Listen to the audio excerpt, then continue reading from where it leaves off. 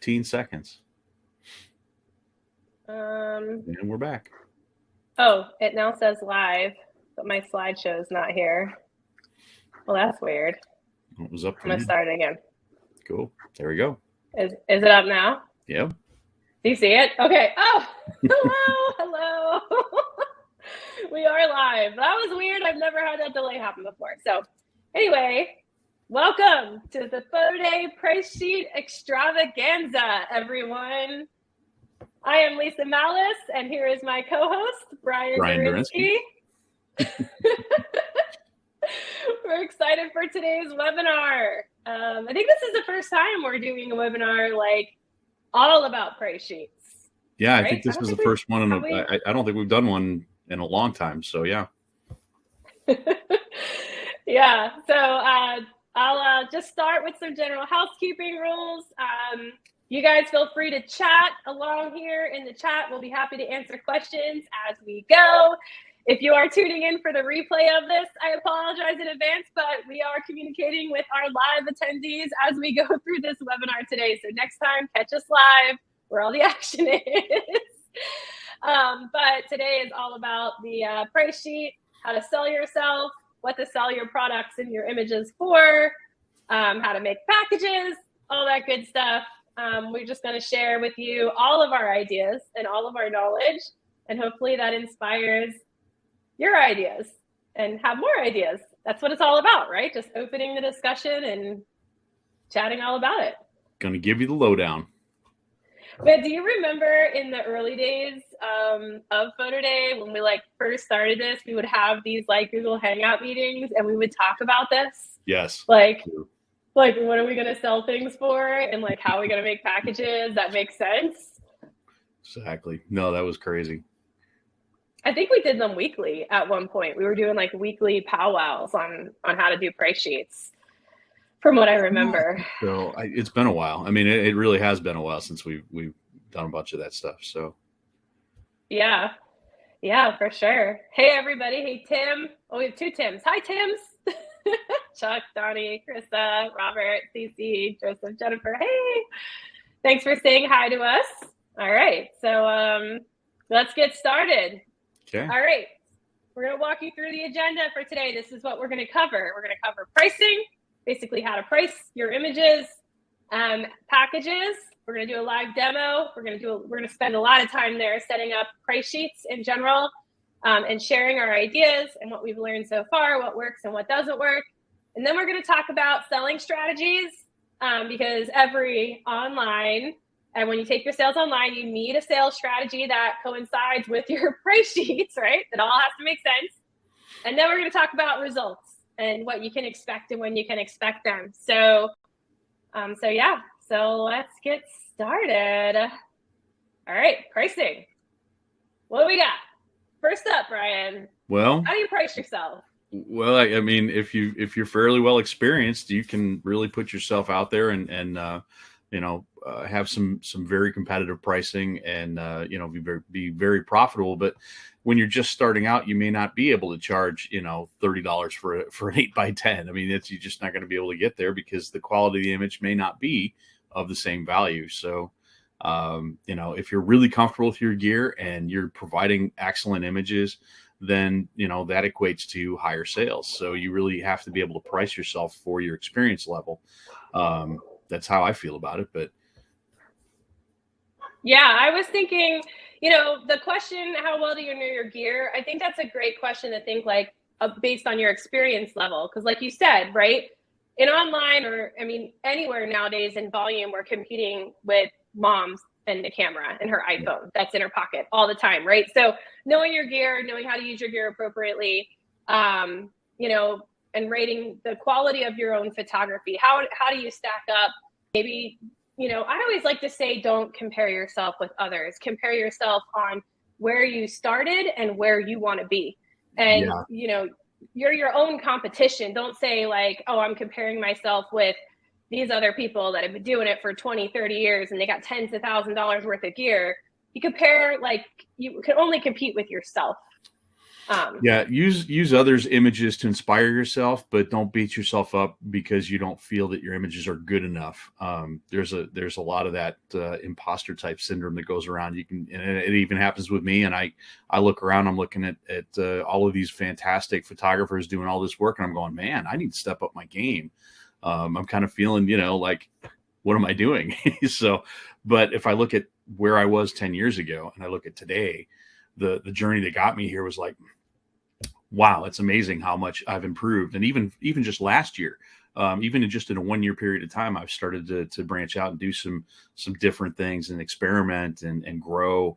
But I'm inspired by others. I don't use theirs as criticism of my own skill. I use it to build myself up, to motivate myself. So yeah, look up to other photographers, but don't compare yourself. You're never going to grow, and you're never going to build that confidence in your own self. Right. Yeah. And it is really all about confidence, right? Because if you got to believe that you can do it to actually learn and get there, if you don't believe in yourself, then it's a lot harder, especially when it comes to making amazing images that people actually want to purchase, that they can't do by themselves, right? Exactly. And then experience, right? I think these are three really important points, like, know your gear, know the quality of your images, how you're stacking up, season over season. Are you improving? Because that all plays into how much you're going to charge for your typical package. And yes, there's like a market standard. You can compare yourself to who you're bidding against or whatever, but you shouldn't be so short-sighted and think that's the only potential that you have, because you're going to bring something more valuable and better than whoever was servicing the account before, right? That's the whole goal of this. Exactly. So you price yourself different. You price yourself for that. Oh, Joseph's asking, what kind of pictures do you take, Brian? I do I'm primarily sports. I do high school, middle school, and travel ball sports teams. But I do mostly composite. But I've been branching out and adding natural to my composite as well. So I'll do natural images in a regular background or whatever environment we're in, and then I will composite teams. And that's just something new. I've been working out the logistics and the process to make it so that I'm not taking too much time, but that's something I'm learning and I'm still working on. I'm a one-man show. I don't hire a bunch of people to do stuff. I try to utilize the people that I have at the shoot with me. I'll even go as far as, offering a free photo package to a mom or a coach, or even one of the, a captain of a team. I'll do their photos first, and then I'll offer them a free package if they help me out, fluff girls' hair, or, fix jerseys or that kind of thing. So I'm just still a one-man show, but trying to offer two different styles at the same time requires some planning, and you really have to kind of make sure that works. Otherwise, you really do spend an awful lot of time jumping around trying to fix things. So, yeah.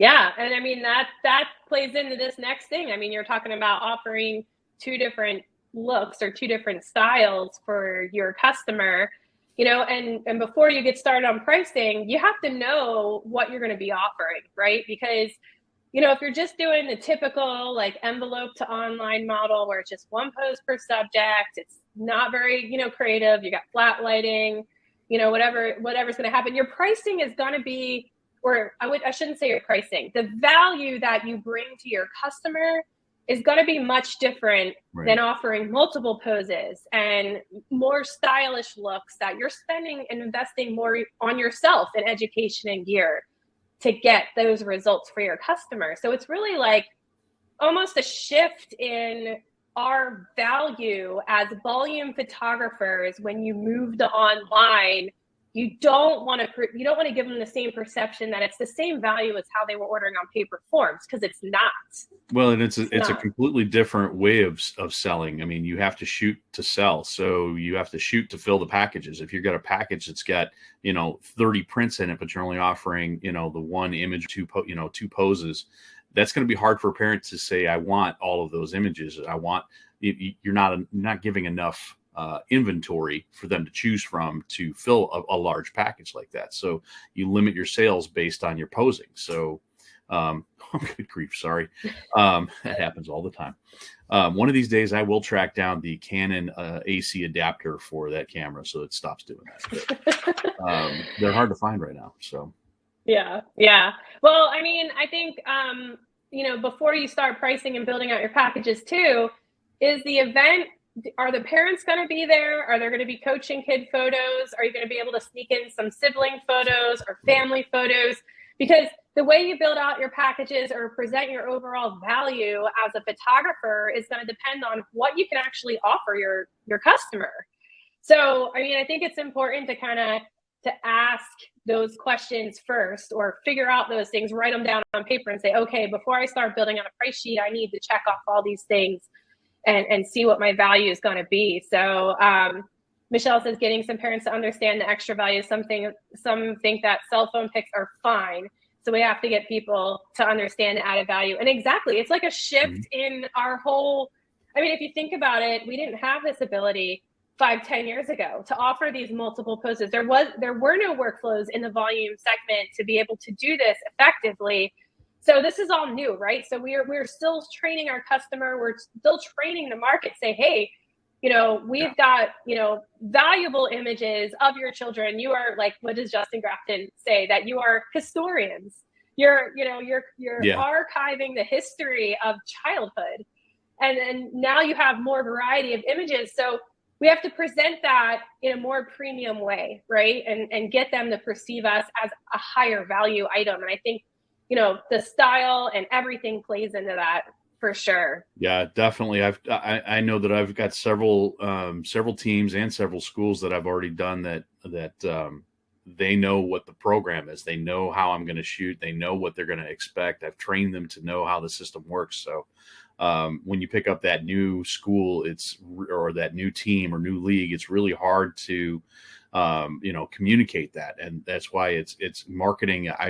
Anybody that's done a demo with me in the last 3 months knows that I preach marketing to you, getting that message out there, teaching and educating and getting that information out is probably the most important part of online gallery sales. So next to image, I think that's the big push you should be focusing on.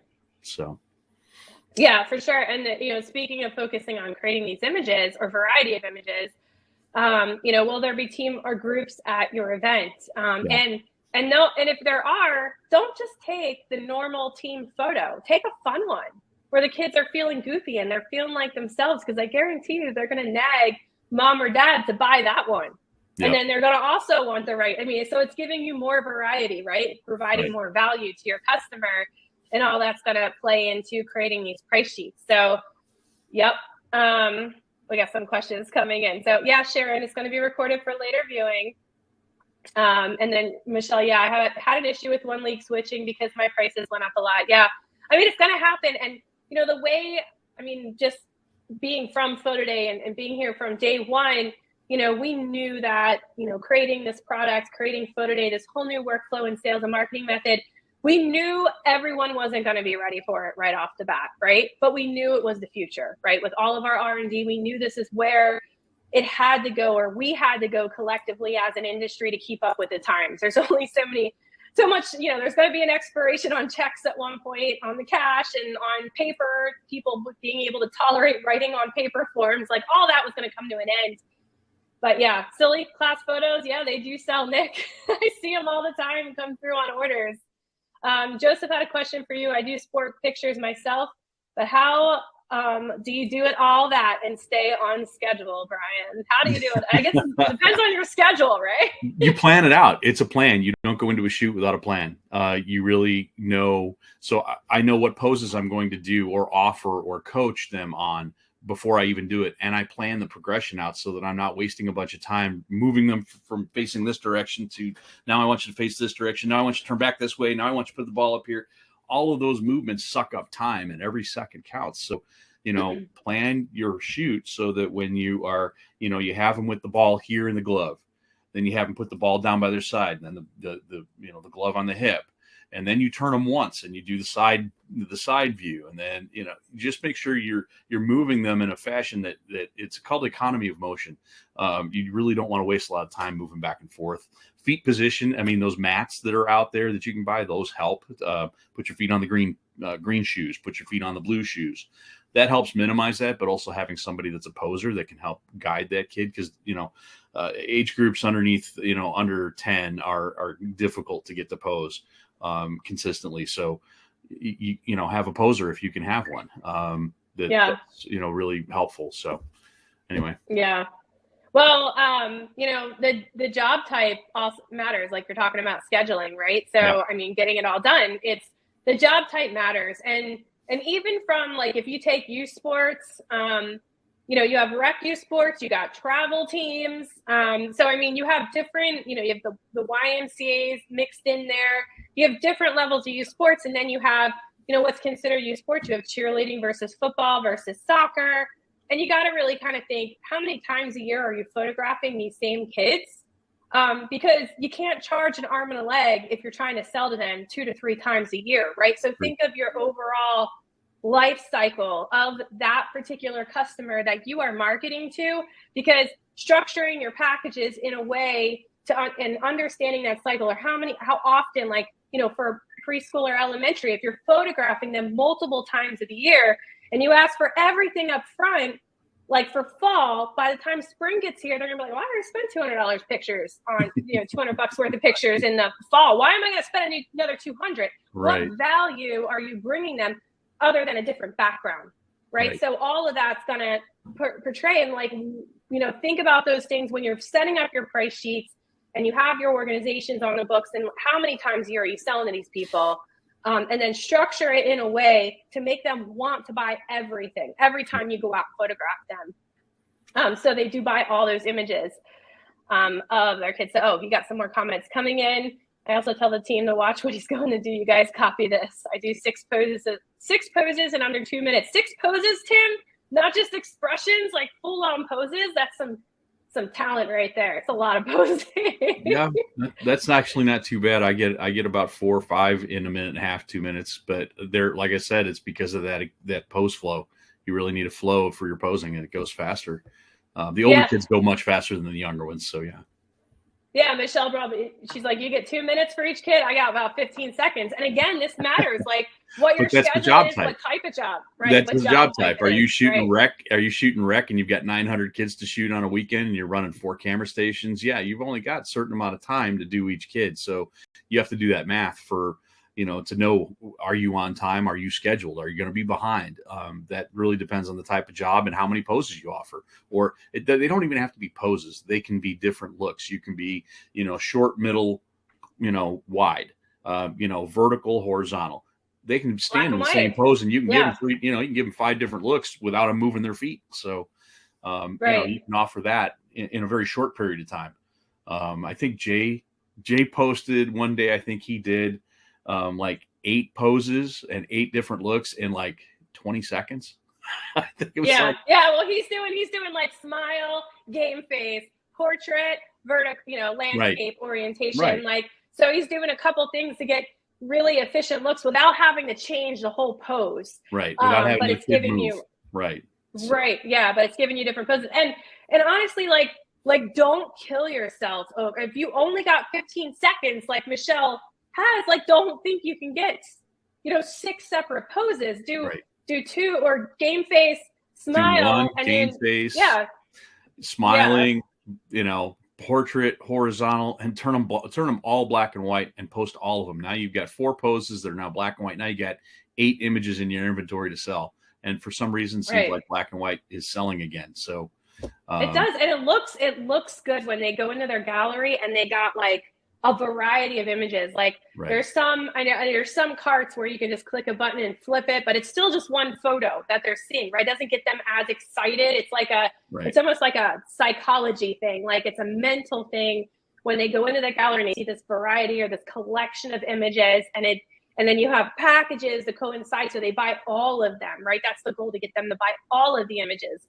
that you spent time creating to present to them. But yeah, for sure. So, to get started, like, where do you start, right? So I always like to say, if you're trying to do like comparable numbers, but then work on improving those numbers, what do you currently sell your 8x10 for, right? So, or what does that, new school or new league or whatever you're servicing, look at it just the 8x10 unit cost. Like what are the customers used to paying for that sheet or that 2 5x7s, that 8x10, that 4 3x5s?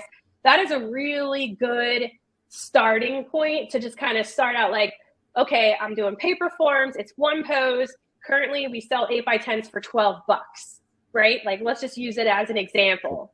Right. But now you're going online and you're going to get 6 looks, right? And that price of that 8x10, because you're giving them a variety of images, now becomes more valuable because you want them to buy all the images. So you want them to buy the 6 8x10s. You're going to give them, buy all of these, and you're going to save, right? So it's kind of a different mindset. So instead of buying a bunch of one-off images for $12 a piece, right, your 8x10s are going to be more expensive. But if you buy all of them, all of those images, then they're going to be $12 a piece, right? Yep. So you kind of start higher, and then, the more they spend, the more they save, right? So that's definitely a thing. Oh boy, Joseph has the question. Okay. What if this is league pay? Well, I mean, if it's league pay, you're just providing a service. But if it's league pay, you can look at it this way. You give them the one photo for whatever it is they're buying, whatever package they do. That's the one photo they get. And then you take 3 or 4 more that they don't get to see, and you put it on PhotoDay, and then you can sell it that way to the parents. So league buy gets their required image for their team and the individual. That's it. They get the one image, but parents can still buy more poses if you're offering them. So, go that route, offer the gallery notifications, offer all of the sales strategies and marketing and stuff. And then you've got all those poses that they're like, oh, well, I didn't get to see these. This is all I bought. Yes, it might be, you might not get nearly as much because league buy tends to, kind of limit those sales after the fact. Yeah. But you're offering something extra. You're offering something else. It's a different product. It's not the same image. So those that want and value those photos will buy them. So, why not? So, yeah, league buy is good and bad, right? In a way, the league's buying a product for each one of its participants. So they get you 100% participation, right? That's used as a marketing tool. Everyone's having their photo taken. So they're all going to show up because they can't get their product that the league's buying for them unless they show up for pictures. So that's great. It also, you can use it to connect to them. Like, in order to get their league buy package, they have to give you the information so you can get it to them, right? So that's really a good thing. And then you can use that connection, and you can use that league buy package that you are getting paid for to promote the rest of the items and the rest of the poses to them. And you can kind of look at it as, this is their buy-in. This is how I look at it anymore. I look at it as league buy has weeded out all of those people that were only going to buy one 8x10 anyway, or one 5x7 and call it good. They were there because of the peer pressure. They're buying or getting this because that's what everybody's doing. Now you've got the people that really want photos that are going to look at this and go, oh, I really like that photo. I like it in black and white too. Can I get that? They value images, so they're going to spend more. Yeah. So, I'll take 50, 60 extra sales out of a large league, based on, that did a league buy, and still make just as much as I did on league buy. So, I think it just weeds out the ones that don't really care about photography. So.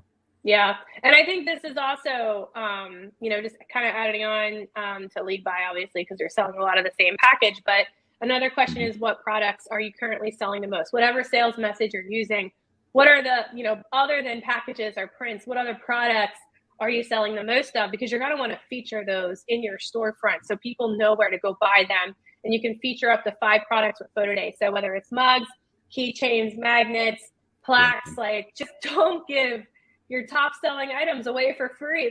Don't do that, because you just should never give whatever you sell the most of away for free, or try to discount it, right? You want to try to upsell it or feature it for them to buy it, because it is a top selling item. It's in demand. Do not discount it. Don't give it away for free. Yeah, Gretchen says magnets. Magnets are my favorite. Magnets are huge here.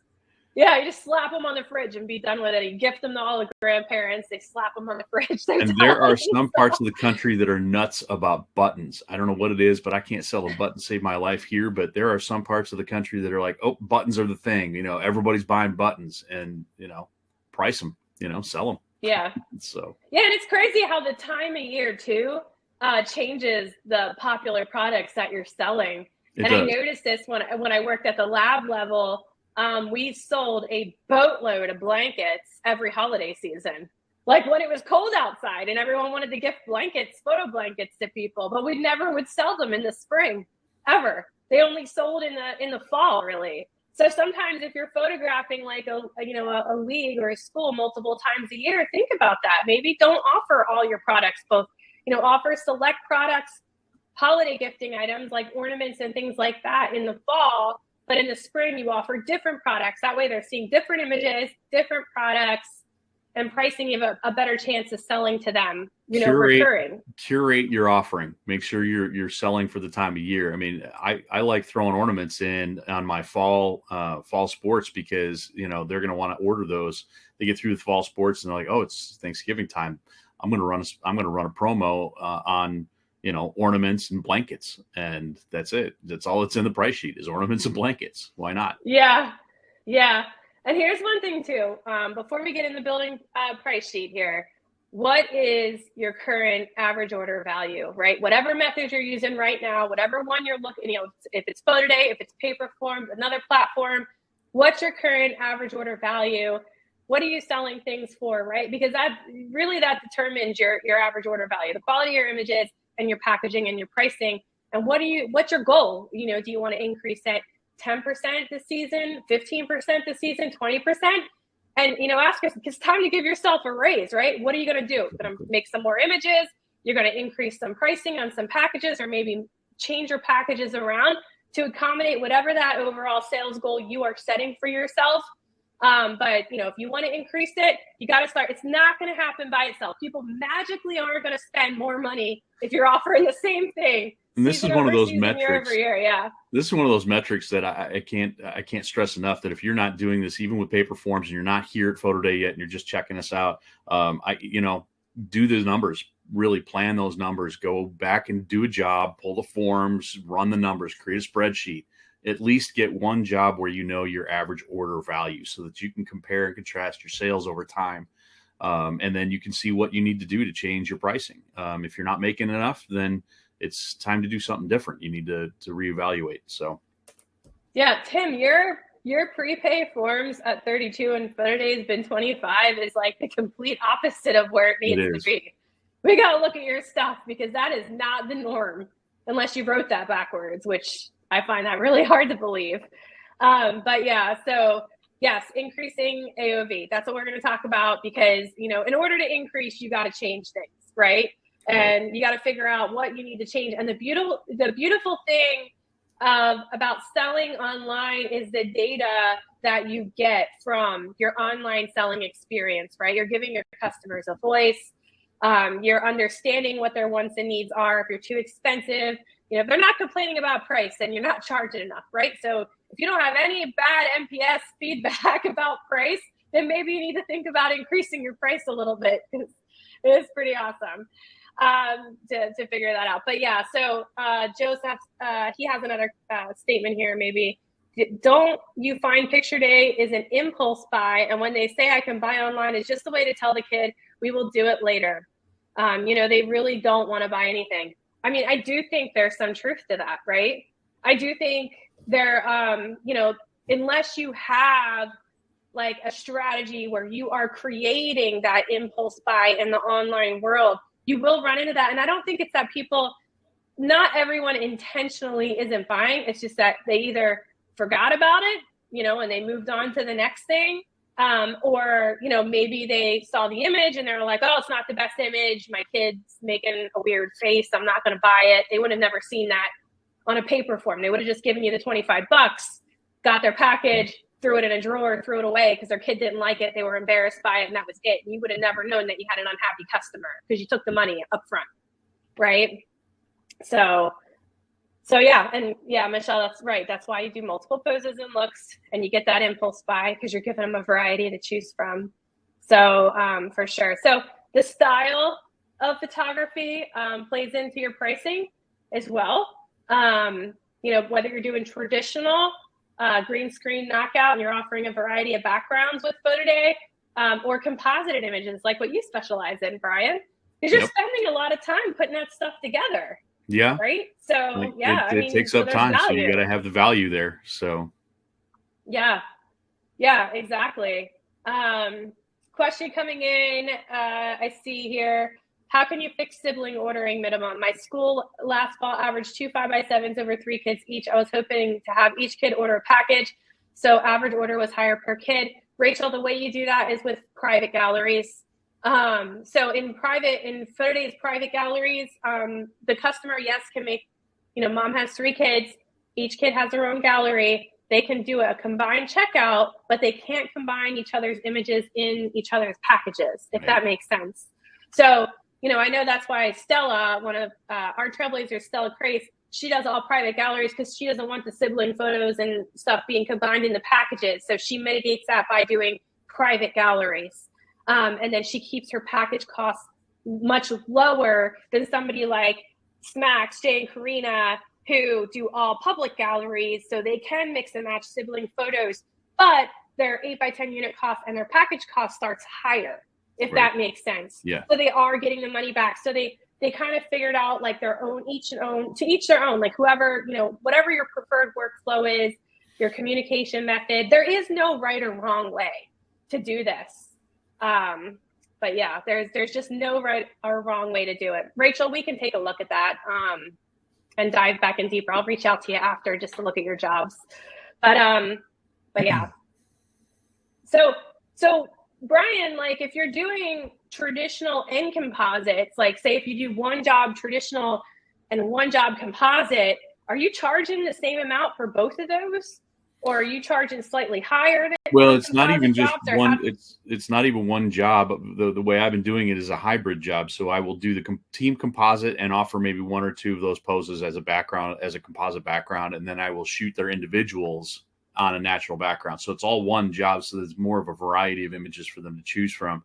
But I actually do not change my pricing if I go full traditional or composite. So I think what I bring to the table and my quality of images, the value is there. So I don't just do one pose or 2 poses. I'm usually providing at least 5 or 6 different looks, if not, even more. And then of course I offer black and white. And if I throw composites in there as well, I think that adds a lot of value to what I do. So, I mean, I'm going to tell you my 8x10 price is $24.95 right now. A year and a half ago, it was $19.95. I raised it because nobody was complaining about my price. They were just buying it. They're fine. Well, I didn't find the pain point yet. And so I finally found it. It's $24.95 in my area. People are starting to say, hey, that's a little too high. And I'm fine with that. I want them to want the images, and I need that image value to sell what I'm selling. So that's how I manage it. I don't bother with 2 different pricing structures. I will offer different products for a traditional job. So if I go pick up a rec league or even a rec team, which, around here you get teams that just jump out all of a sudden. They're like, hey, we just need photos. So, but I have different packages or different offerings for rec than I do for, say, a travel ball team. It's a different clientele. It's a different mentality. Rec leagues, they're not spending thousands of dollars traveling all over the country, hoping that this kid's going to finally make it to college ball and then further. So they've got a plan. They're spending the money. So there's money there to be had. But a rec team, they're kind of like, okay, it's just like something for my kid to do. Or, maybe it's just an intro. We're not there. So you get a wide range of dedication in those different types of environments and those different jobs. So I offer a little bit different products for those, for those types of teams. So. Yeah. David, I just wanted to clarify your question you have coming in here. Speaking of impulse buying, what about a return option? Are you talking about the sooner they buy, the more they save type option? I think that's what you're referring to, but we'll talk about that with strategy. And then Chad chimed in and says, I do a lot of composites myself and they really take time to create. Is there a link with an idea of what it looks like from PhotoDay? Yes, there's, we can send you a sample gallery just to see what that looks like, Chad, after this webinar, for sure. So another thing to consider too is, like Brian said, like you don't want to like really sticker shock your customer when you move to a new method, right? So you don't want to just like go ahead and double your prices across the board because you're doubling your effort or doubling your time spent photographing. So, I mean, it's really important to look at what your previous sales method was, you know, what you were selling 8x10s for, how you were selling those 8x10s, and what that average order value is. Like, was it in an online prepay? Was it, you know, paper proofing? Was it paper forms? Like, what was your previous sales method? Because when you shift to online, you don't want to like sticker shock your customer, especially if you've been doing this job for a while, and they've learned to, and you've built this trust between you, the customer, and the brand, your brand, right? So you don't want to you definitely don't want to sticker shock them at first. You want to gradually like prove yourself, prove this new method of sales, and then start to increase the value over time, but not right away. Because you don't want to damage the integrity of this brand and this relationship that you've established, right? I mean, 2 years ago, 8x10 price for me, I was charging $15.95. So I raised it several times over that period to get to where I'm at. I didn't beat them over the head with $24.95 from $15.95. I definitely would have gotten pushback there. All right, Brian, everybody wants to see a sample gallery with your composites in it. Okay. We're gonna have to post the link at some point. Yeah. But all right, we're gonna get into packages. So we're gonna get into your the screen share part. This is my placeholder for when you share your screen, because we're gonna go in and show you how to set up a price sheet, and we're gonna talk about packages now. All right. Well, I'm gonna go ahead and share my screen. Oddly enough, it seems to be taking forever through Webinar Jam. Oh boy. And as we all know, it's not my connection to the internet. Well, this webinar was weird when it started, because it kicked off like without, so it's not like, so is it letting you share your screen? Yeah, well, I mean, it's just sitting here thinking about it. I've got little dots going across the screen here. So. Oh my gosh. Okay, so here's what I'm going to suggest, Brian, because you were on kind of early before me in testing. Go ahead and refresh your browser. It's going to kick you out and come back in the webinar jam, and then it'll probably let you screen share. So, hey guys, this is me. There's Brian. He's back. Okay.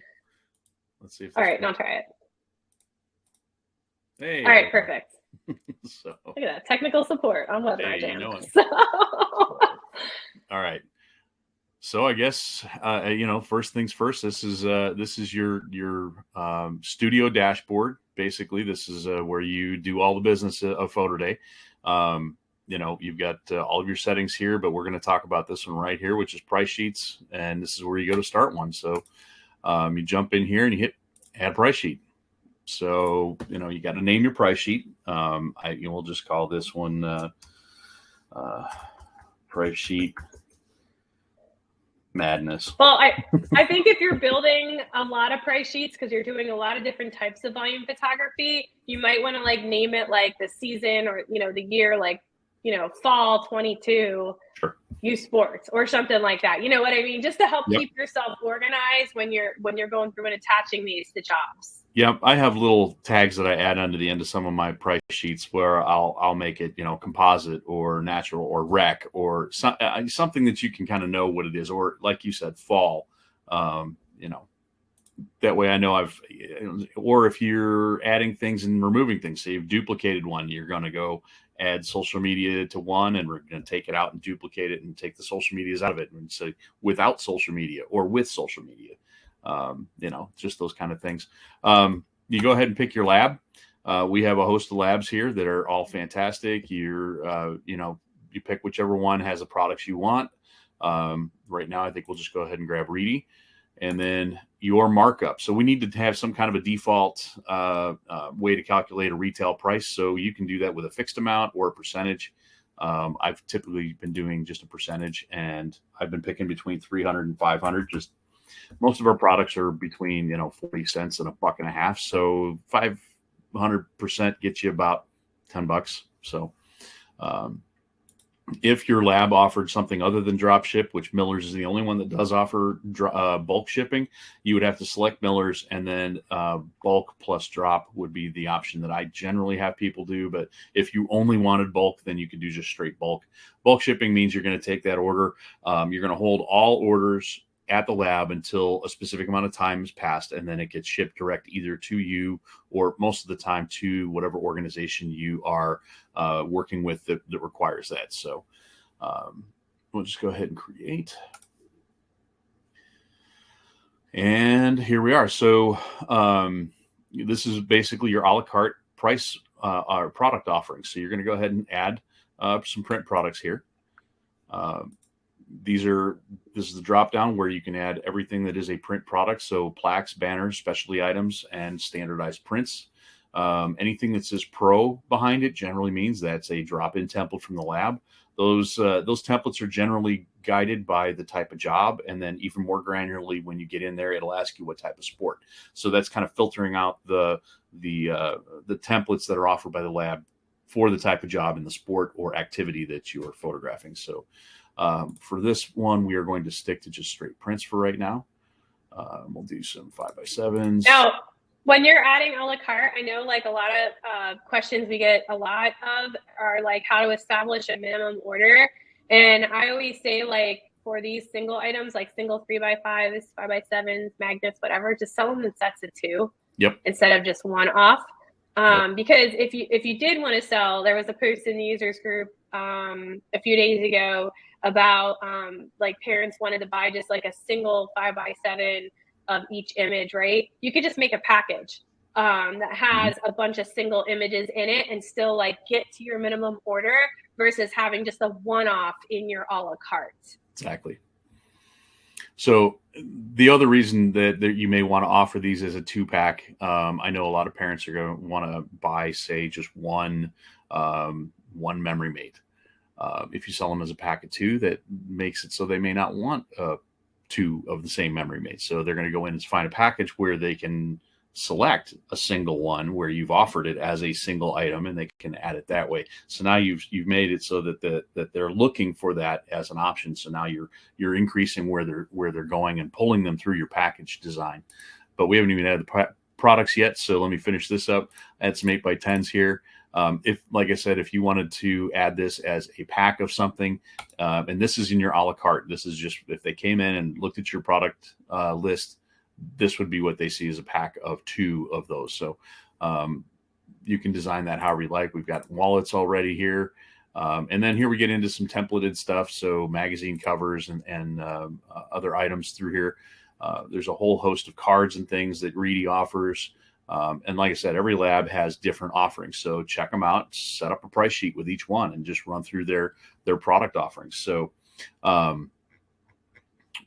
anyway, we can go into, if you want to offer some plaques, let's do an 8x10 die-sub plaque.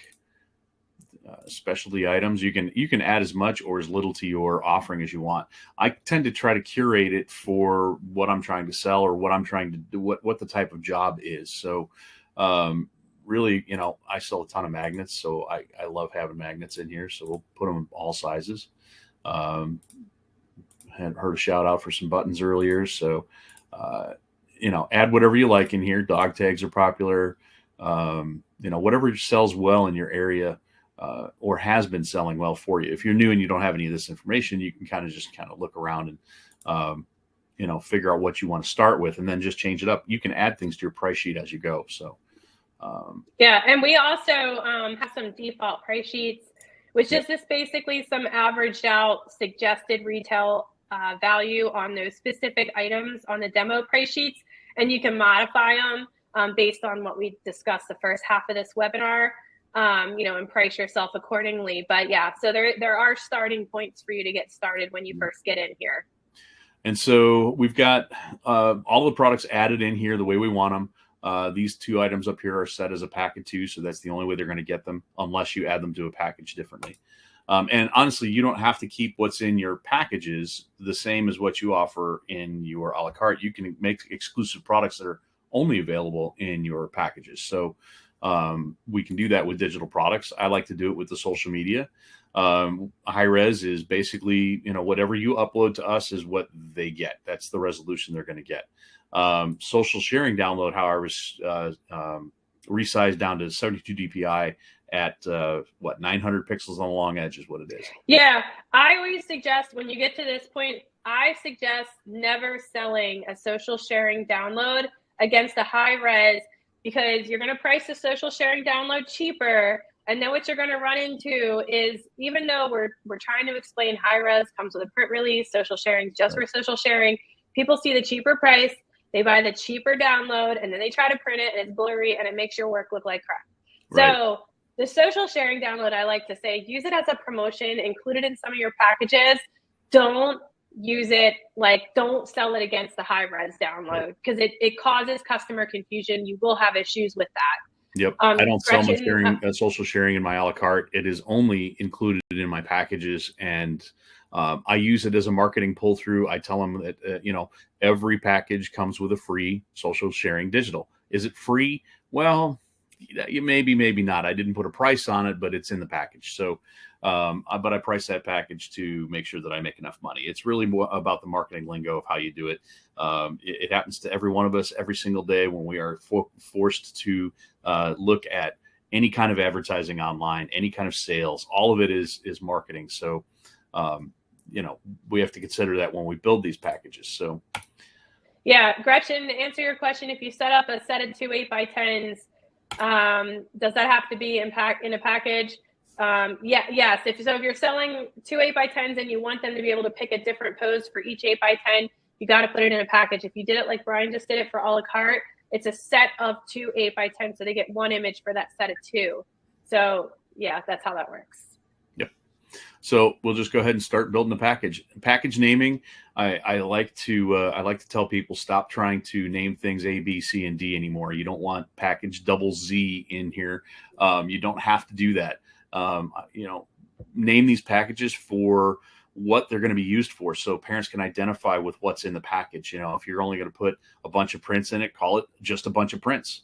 Or if you've got a ton of things in there, call it large family sharing package, enough to share for the whole family. Kind of think about ways of marketing this to the parents, so that when they read the package, they kind of already have an idea of what it's going to be used for. So we can call this one just a bunch of prints. Yeah, I like to say too, use your package names as for marketing. If you want to market and you want to sell to grandparents and parents and siblings and whatever, use that in your package name. Make it grandparents package, because that's what mom or dad's going to click on when they think about, hey, I should buy something for the grandparents, right? So you want to, in your store, you also want to inspire them on who to buy for. And you can do that in your package names. Right. So, put some thought into that, because it does help, like grandparents package, a big fan package. Laura said, I stole this. Grandma called and she wants new pics. Yep. There you go. Love it. Yep. For sure. Yeah. Use those and show a little of your personality in there too. It helps identify you as a person too, because if you're naming your packages that had to come from you, they're going to know that's coming from the photographer. So yeah, it makes it fun to shop, right? And it shows, like what Brian said, your brand. It's fun. It's picture day. You're taking pictures of kids. Make the package names fun and engaging. Yep. It gets them to click through and actually want to buy something from you. Okay, so we get into package description. People use this in many different ways. The first thing I put in here is how much are they going to save over a la carte. Now, if you don't want to do the math, and somebody will do the math, by the way, just say save up to 10% or save over 10% or up to 15%. You can use that as a qualifier to make sure that you're not, somebody's going to do that math and go, well, it's not actually 10%, it's 8.975%. Okay, thank you for doing the math. But so I always say save up to or save over to kind of keep me from getting in trouble. Because at this point, you don't even know what's in your package yet. Maybe you've planned it out on paper and are a lot more organized than I am, but I'm going to get in here and start just clicking on things I want to add. And then I'm going to go, okay, well, that's just a bunch of prints. Cool. I think it would be super cool, Brian. We're just going to discuss a future possible feature to where you price your retail amount for all of your a la carte first. And then when you build it to your pack, you put all those a la carte in a package. You just punch in, I want this package 35% off, and it prices it for you. Hallelujah. From your lips to God's ears. That'd be awesome. Right. It'll show Rainer, you Rainer, you listening? So But for now, like package description, like you said, use it for savings. If you're doing a picture day fundraiser, if you're donating back to the league or the school, just put every package purchase your school earns $10 or $5 or 10% or whatever it is. Use that here so parents know this is a fundraiser. Or anything like that. Or if you're throwing in a couple free magnets in this package, you're not charging for them, tell them this package includes 2 free magnets. That's where you do it, right here in the package description. Oh, Raider's here. Oh my gosh. He just chimed in and said I'm listening. We're going to get a talking to later, Lisa. For those of you guys don't know, Rainer is, he's our CPO. He's head of product here at PhotoDay. A lot of what you see in PhotoDay and the functionality came from Rainer's brain, and he made it awesome and simple for all of us. So thanks, Rainer. We love you. All right, so we'll move into the package building. Obviously, go ahead and select from your prints. Since I called this package just a bunch of prints, we're going to stick with that. So if I want to add, like we did before, multiple 3.5 by 5s, I want them to be the same pose to kind of help limit the number of images, or maybe even give them a quantity of the same image that they're looking for. This is where you do it. If you add it as a separate line item, every line item has a potential of being a different image. So think about how you're building your package based on each line item being potentially a different pose. So once again, shoot for the package. So if you're shooting and you're only giving them 2 poses, you don't want to give them 30 separate prints that they have to fill with the same 2 poses. Build the package so that they're filling those 2 poses with, a couple of line items. Give them the 5x7s, give them those as multiples. That's how I do it. There's lots of different ways around it to do it. There's a pack of 4 5x7s. So we'll do, let's call it 8x10s. Okay, Lisa, my gripe. I'm putting it on a webinar. Can we order these so that they actually are all in the same size in order, please? So I don't have to go, where's the wallet? We got wallets all the way down here. Yeah. Anyway. I know. I think, what order are they in? Aren't they in? They're not. I don't know what they're not in any order? No, I go 5x7 Pro and then 5x15 and then 8x12 and then finally I get to the 8x10. Oh yeah, I think they're in whatever order they were added. So yeah. We'll make a feature request for that. Anyway. Since you have some major OCD, I'm sure you're not the only one. Hey, photographers, you're welcome. Anyway, once again, I'm going to get spanked when I get off this webinar. But anyway, so add an 8x10, add a couple of these. Whatever other print type products. Obviously, wallets, I don't know how many people still use wallets, but I believe there's still a call for them. So I like to throw some in. You can make it so that they're all the same pose by hitting the plus button here, or we can just give them another selection of wallets. So this is a whole bunch of. Oh yeah, I was going to say wallets are typically the item that you order as a parent to give your distant family when you still want to give them a picture, but you don't want to give them a big picture. Yeah, you throw it in a Christmas card or birthday card or something, and it's off. And you're done. So. Right. But okay, so now we're at pricing. So really, this is where you find out what's going on. So your base cost for this is your cost of goods sold right from the lab. $12.50. PhotoDay takes their 10% off of the retail price. Your retail price is being automatically calculated by that default percentage that we added earlier, which was 500%. Obviously, it's maybe a little high, maybe a little low. I don't know, depending on your area, your skill level, all the things we talked about in pricing would take this into consideration. For me, I'd look at it at $75.95 would be fine. I'd look at it as, maybe even a little lower. So call it $55.95. I don't know. Come on, type. And I use charm pricing. I love charm pricing. Ending everything in 95 makes it, feel like you're not spending. Yeah. So it's there's a great blog post about pricing psychology. And there's actually, people spend tens of thousands of dollars on R&D studying how to price. Should it be even? Should it be charm? Charm pricing has proven over and over again to actually increase your sales. So if you're not ending things in 95, 98, 99, using that charm pricing, you're missing out, Yep. And yes, it does work. There are studies. It's called charm pricing, Tim. Look it up. It does actually work. So highly recommend charm pricing. Yes. So, Anyway, once you change this and set this, now if you go to checkout, it's going to have you double check your price. Why? Because if you all of a sudden decided, well, I want to give them some more wallets, it goes back and reconfigures based on that default percentage. So now it's changed your price again. So did you really want to change your price that much, or do you still want to keep it there? So you still have to go back in, and it's making you double check. So I would keep it at $59.95 now. So hit save and go. And there's that double check again. So it's making you do that. So one of the things Lisa and I talked about is the popularity of the print plus digital package. So yes, print and digital. It's like my favorite. It's my favorite package. You guys know why it's such a favorite package? If you mix prints and digitals, like, okay, I'm just going to tell you. I'm just going to tell you, so I was going to tell you anyway. So don't just sell all digitals in a pack or just digitals in the a la carte. Really think this through, because here's why.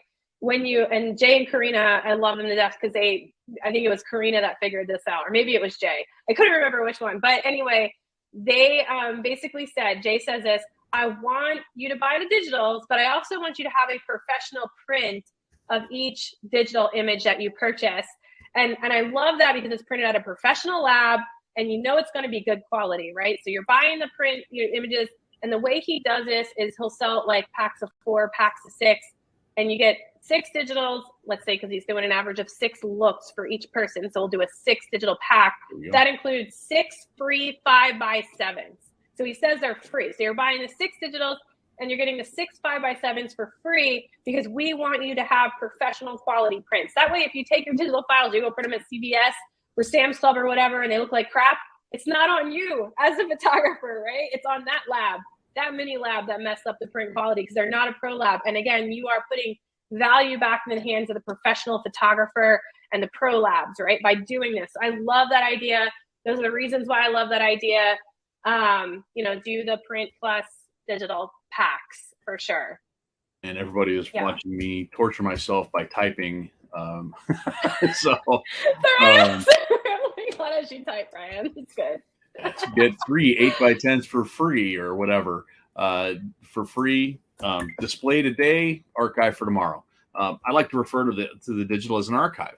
They can get different prints and different images in this package. So the way you set it up is, each image can't be a 1 or 2 or 3 of the same image. It doesn't make sense. But when you're adding these in here, so we're going to add the 3 8x10s. Now, of course, you could make them all the same, but why?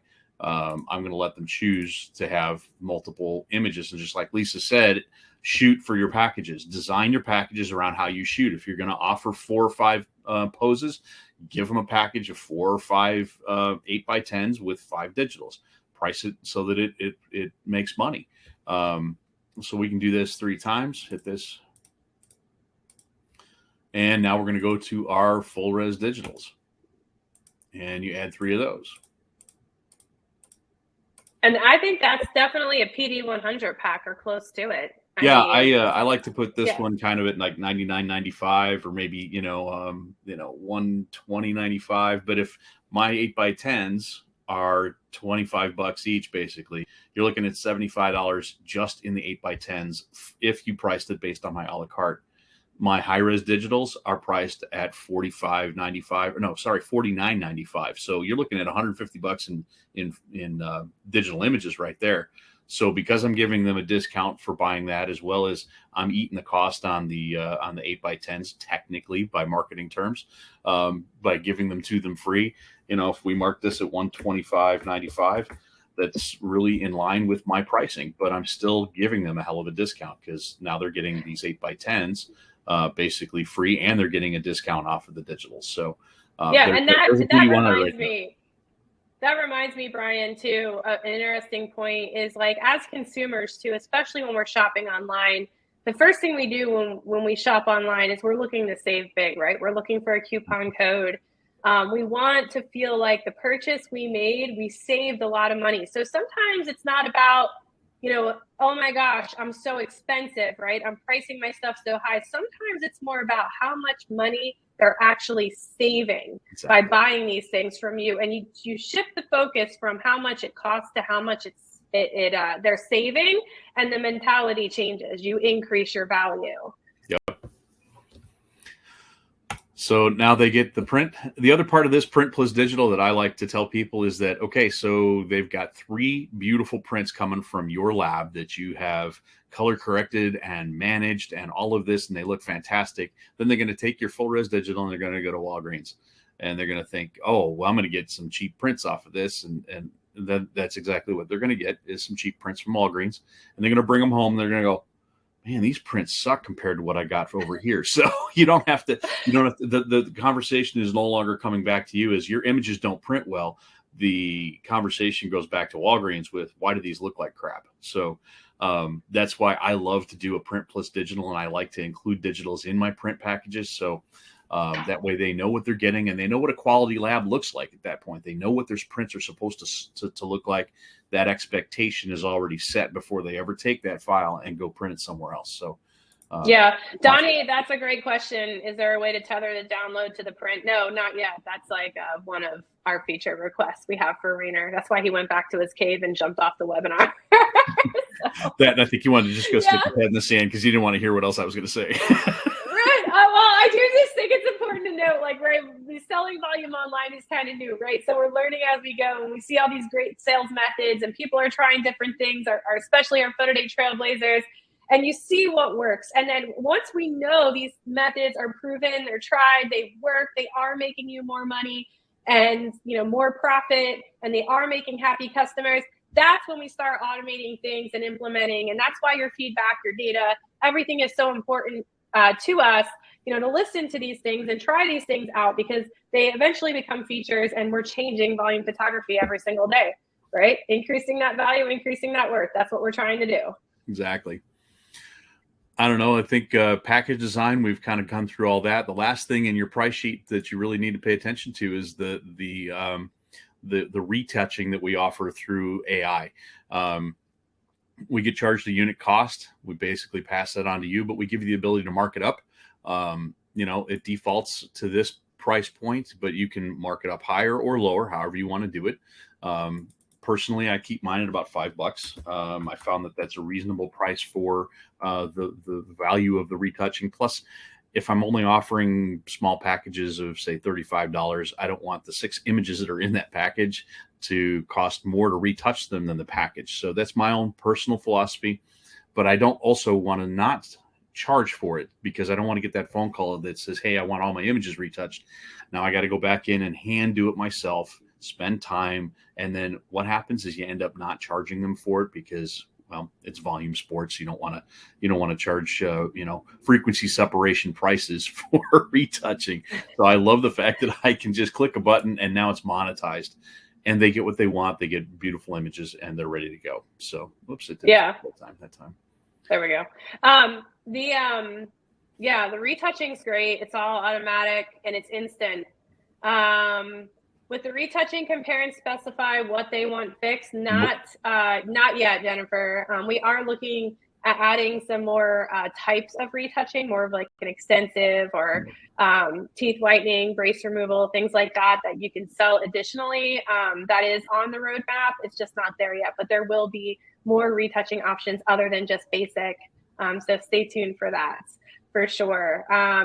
Shipping. Let's talk about shipping rates. I think this is really important because a lot of our labs, as you guys know, they have faced increased costs, substantial increased costs, not only in their shipping, but in the products, right? So instead of, charging a lot more for products, they are making it up in shipping, and so should you. So what that means is make sure that you understand, like when you come in and build your price sheet, click on the shipping rates and make sure you understand what the lab is charging for those specific items. These rates are presented to your customer purchases. Now, the free shipping offer only applies to economy shipping, but in this example, Reedy has 2 levels of economy, because a plaque or a mug or a box item, economy ship, is more expensive for them to package and send than just flat work in an envelope, right? So if you give away free shipping, and they order a plaque, it's gonna cost you more money. So it's gonna eat at your profit. You need to make sure you price your plaque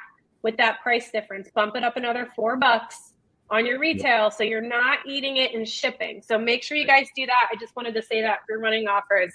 Pay attention to what the shipping costs are economy, because all labs have they have multiple levels of economy shipping, and that's where free shipping is applied, not expedited or priority or express, only economy. Joseph had another quick statement. I wanted to talk about the digital product. He's talking about, when I sell digital files, I tell the customer they are photographers, so they don't need a photographer release. It's just a pain in the neck. All of our digital files, the high-res digitals, come with a print release. It's provided to them in a secondary email that they get with the link to their download photos, to download their images. So that's automatically done for them. It is a print release. It is not a copyright release. The copyright, as always, remains with the photographer unless otherwise given in writing. So you want to make sure that they understand the difference if that comes up. So this is a print release, which lets them print and do whatever they want with it, other than making money off of it or selling it to make other products, and right. that. So that's basically print. Yeah. So. Well, and the customer sometimes will need a copy of that print release if they take their image to, like, the grocery store and have a picture put on a cake. Sometimes that people will ask for the print release because they see that it's a professional image. Yep. So yeah. So yes, Thomas, I thought only the basic shipping was free. Yes, economy shipping is the only shipping method that applies to free shipping. If the economy shipping is higher for a plaque or box item, then yes, you will be paying the difference on that. So if it's $8.95 versus $4.95, you want to make sure to increase the price to your plaque. If you have one on your price sheet, or your coffee mug, it lists right there under the shipping rate, so it doesn't eat at your profit. All right, what do we got next? Oh, we got slides, Jonas. We're done with that part, right? Okay, cool. All right. Oh, we got more. Hold on. Wait, there's more. So thanks for sticking with us so far. Strategy. So I think this is important. So once you can figure out how to price yourself, build your packages and your products, you always want to think about strategy. So let's talk about advanced pay for a moment. We're not going to spend a whole lot of time on this because we do have a whole nother webinar about advanced pay. But, I like to say keep it simple, right? So if you're doing your overall strategy and you have advanced pay, keep it really, really simple, especially if this is your first, is this your first time you're using advanced pay, because advanced pay is not prepay. You're gonna have to train your customers, train most of your staff or you. Brian, you disappeared. Oh, there you are. Well. And you have to limitations of my technology over here. Yeah, so I would say for youth sports or even for school, like to spend $35, get free shipping on orders 35 or more. That's a good basic advanced pay incentive to start when you're doing for opt-ins, participation, and buy rate. Alternatively, you can do up to 4 different prepaid credits and not have an offer. You can use that method for things like dance and different costumes, or just throw it out there and see what happens, right? Here are some buy-in amounts, or, and see what happens. Sometimes I see it all the time. I see people get $200 advance pay credits. I'm like, wow, they must really love picture day. Yeah. They're just committing to buying $200 worth of product from you. But yeah. Another thing I like to tell people is to try not to make your advanced pay credits related to the exact same pricing as your packages. That way there's no confusion on what they're getting. They're buying a credit towards purchasing. They're not buying a package. Sometimes they get a little confused. They think, well, I bought the $35 advanced pay credit. That's the package I wanted. So where's my prints? So yeah. Just to keep that clear, that's Yeah. Don't make advanced pay match your package amounts. Like, just don't do it. It just causes way too much confusion. Yeah. I would just say if you're looking for that, just set it as your AOV. Like, I want at least $35 in order from this job, so I'm going to require a $35 buy-in, and that's it. And then they can apply that towards whatever products in my storefront, and let it go. It's kind of like your creative pack, but they're buying whatever they want from your store later on. So. Let's see. No advanced pay, right? So if you're not doing advanced pay I love because it, qualifies your buyer, attaches people to your gallery. You can run it required, not required, incentivized, not incentivized. But let's just talk about if you're not doing advanced pay for a minute. What are some things you can do to spur sales or get people excited about buying from you? The gallery promo, like launch your gallery with a promotion on it. That expires a couple days after you launch. with any kind of online sales, you need a strategy. And you know, what is that strategy? I just grab a piece of notebook paper, write it down. How many channels are you going to be communicating through? Are you going to communicate? Obviously, PhotoDay includes text and email, so you're going to do those things. But what is the organization going to do to help you? Are they going to post on their social media, add links to their website? You know, do they have a text app that they use to talk to parents? Jot all those things down so you can make sure you remind your contact how and when they need to be communicating on your behalf, in addition to your own communication. The more the merrier. Don't just think one and done. Don't. It's going to hurt your sales. The more you communicate, the higher your sales are going to go. The more people are going to be reminded and opt into your galleries. We talked about the social sharing download the first 48 hours. Like, you could duplicate a price sheet, throw a social sharing download in each package, and you can launch that gallery with that social sharing download. It's completely free with every package purchase, the first 2 days only, right? And then you can request a custom text message for us, and we can even send it to you at for your customers at Publish, the ones that have opted in.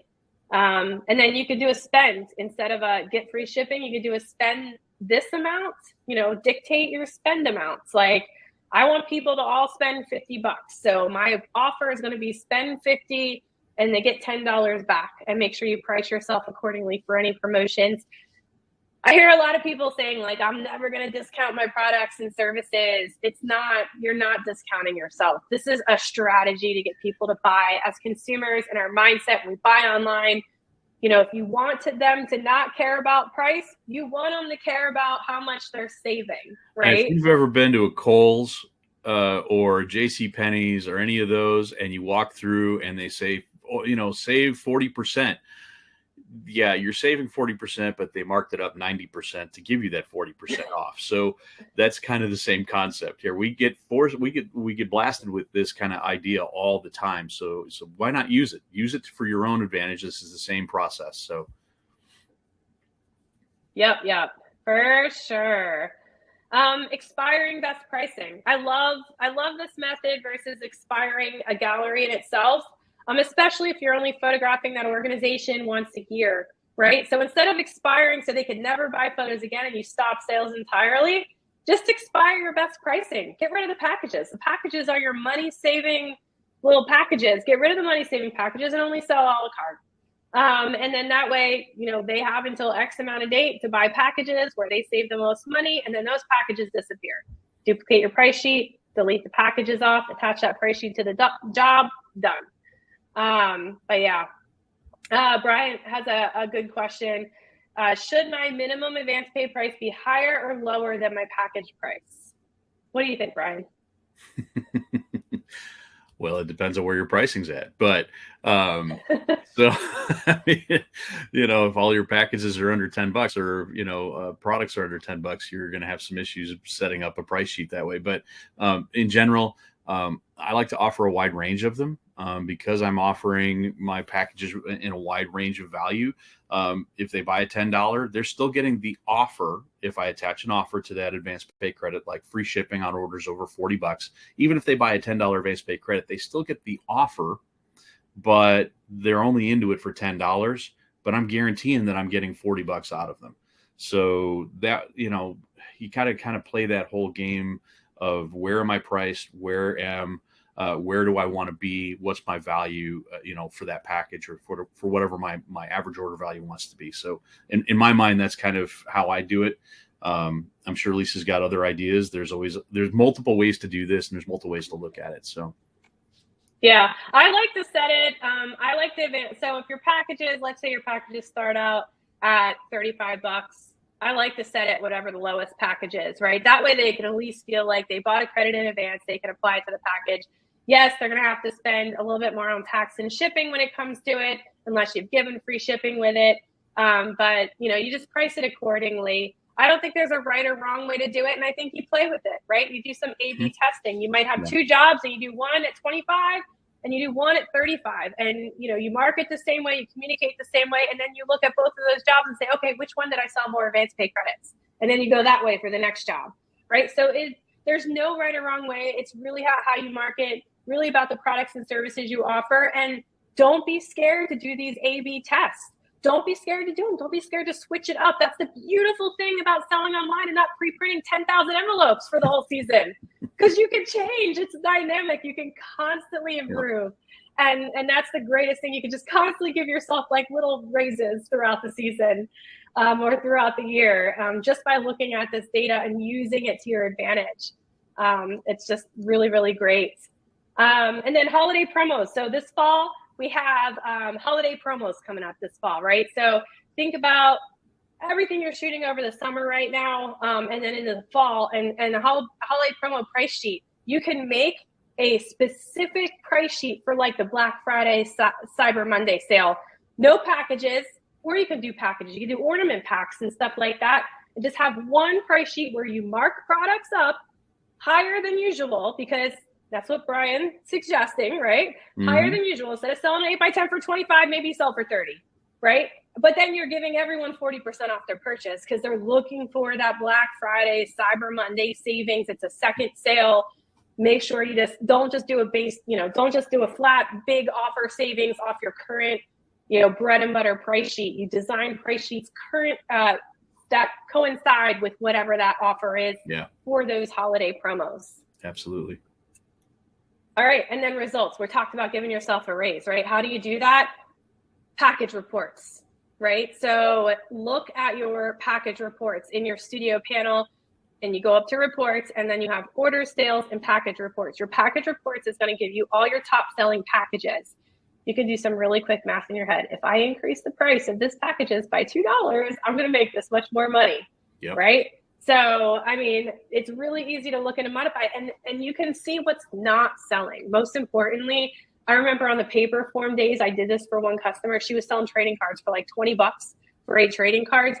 Maybe sold 5 or 6 out of like 10,000 potential orders because they were $20. Following season, we knocked the price of the trading cards down to $15. She sold so many trading cards at $15 versus $20. It was ridiculous, right? So make sure you're looking at what's selling and what's not selling. If you're not selling something, adjust the price. If you're selling a lot of something, increase the price. The beautiful thing about having these metrics at your fingertips. And if they're not complaining about your price, raise them. Yeah, exactly.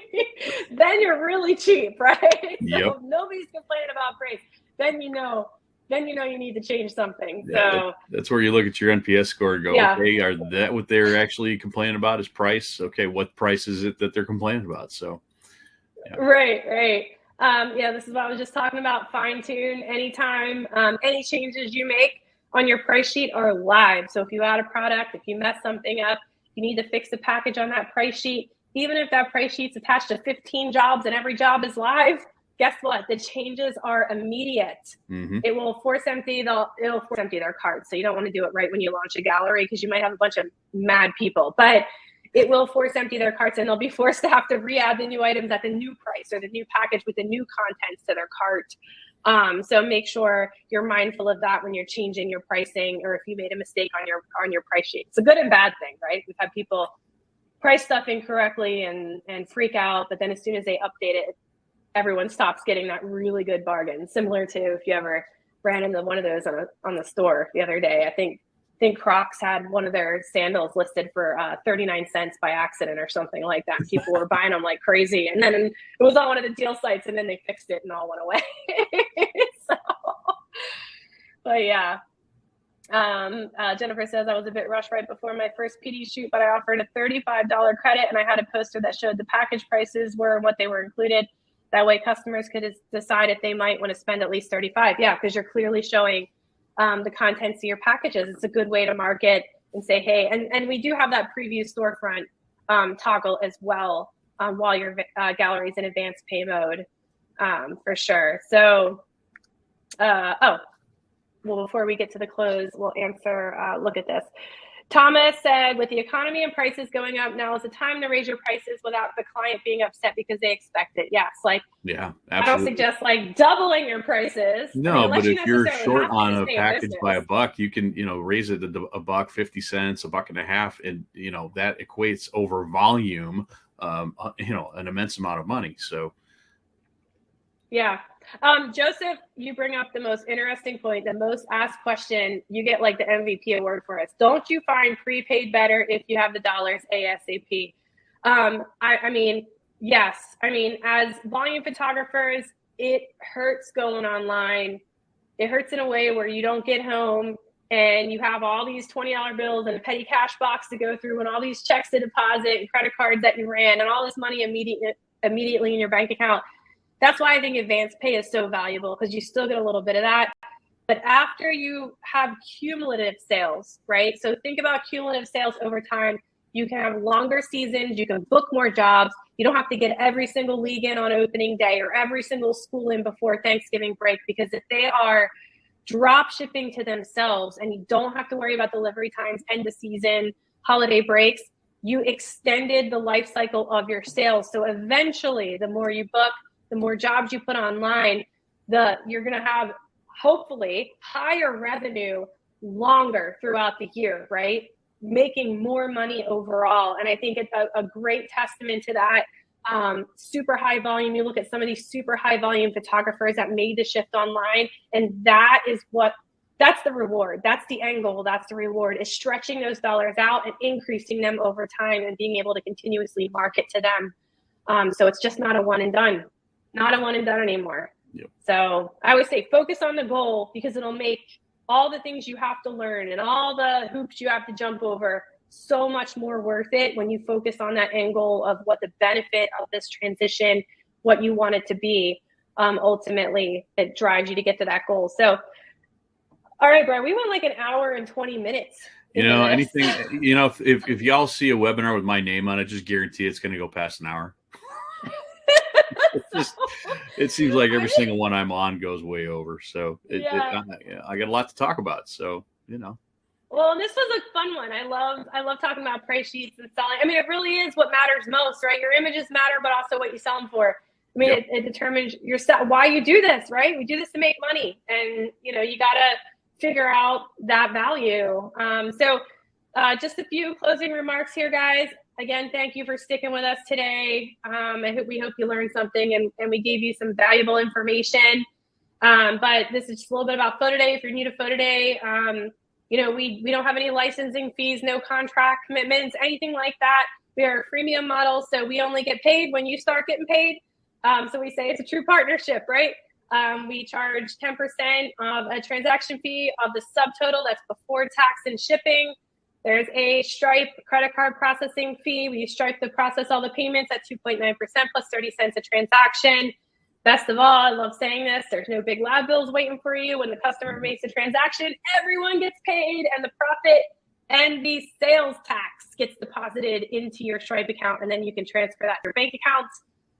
And we include everything for free: the text marketing, email marketing, capture app, dashboard, downloads, unlimited storage, anything like that.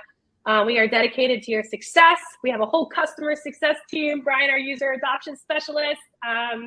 Again, we are here for you guys, and we always want you guys to be successful and love our product here at PhotoDay. We wanted to make you money and free up time so you can spend more with your family or photographing more leagues or schools or whatever you want to do. So that's our ultimate goal. Absolutely. We are invested in your success. Yeah. Brian, we owe people some links to a composite gallery. Okay. We have some more things. I'll scroll back through the chat. We will reach out to you guys in the support bubble here, or feel free to reach out to us at support@photoday.io, or when you're logged into the studio panel, use little chat. You can get to me, Brian, any of our wonderful customer success team there, Krista. We're all here for you guys all the time. That team is the best team on the planet. You guys are getting Chick-fil-A class customer service. Telling you there. That's what we're here for. We got one rule at PhotoDay when you're onboarded as an employee, and use your best judgment and always think about our customers, our users. So that's all we do. Whatever we need to do to make you guys happy, we are here for you. For knowledge, how to, anything you need, just let us know. So thank you. Thanks, guys. All right. Bye, everyone. See y'all.